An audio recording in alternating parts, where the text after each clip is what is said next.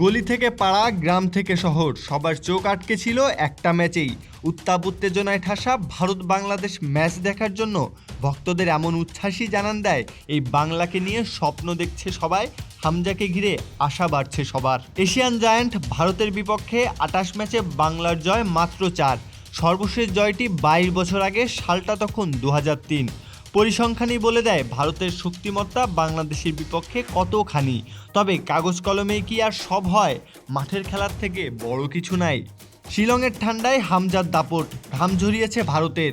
ম্যাচের শুরু থেকেই ডমিনেটিং বাংলাদেশ, এমন দলকেই তো সবাই চায়। Attack, interception, ball control, counter attack, এক হামজা দেখিয়েছেন কিভাবে ফুটবলটা খেলতে হয়। ডিফেন্স থেকে মিডফিল্ড কিংবা আক্রমণ ভাগ, যেখানেই বল সেখানেই হামজার উপস্থিতি জানান দিয়েছে তার মান কত বড়। ডিফেন্স, মিডফিল্ড, আক্রমণ ভাগ, বাংলাদেশের সমস্যা ছিল সব জায়গায়। হামজার কল্যাণে দুর্বলতার অবসান হয়েছে অনেকটাই। তবে ফিনিশারের অভাব ভুগিয়েছে পুরোটা সময়। গোলপোস্ট ফাঁকা পেয়েও গোল করতে না পারা বাংলাদেশকে ফেলেছে বড় লজ্জায়। বড় ম্যাচে এমন ভুল অপ্রত্যাশিত, তবে সুযোগ কাজে লাগাতে পারলে বড় ব্যবধানেই জয় পেত বাংলাদেশ। তবে ভারতের বিপক্ষে তাদের মাটিতেই ১ পয়েন্ট নিয়ে আসাটা কম কিছু নয়। পজিটিভ দিক, বাংলার ফুটবলে আমূল পরিবর্তন। এরকম প্রেসিং ফুটবল কবে খেলেছে বাংলাদেশ তা হয়তো মনে করতে পারবেন না অনেকেই।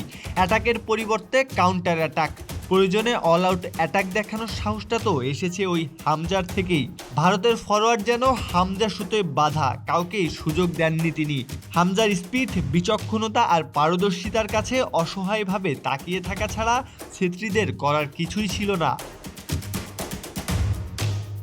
রাতারাতি কোনো কিছুই পরিবর্তন সম্ভব নয়, তবে পরিবর্তনের যে সুবাতাস বইতে শুরু করেছে বাংলার ফুটবলে তা তো স্পষ্ট হয়েছে ভারতের বিপক্ষে ম্যাচের পর।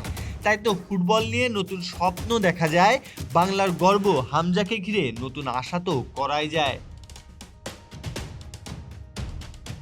প্রত্যয় হক কাব্য, পিডি আর্কাইভ।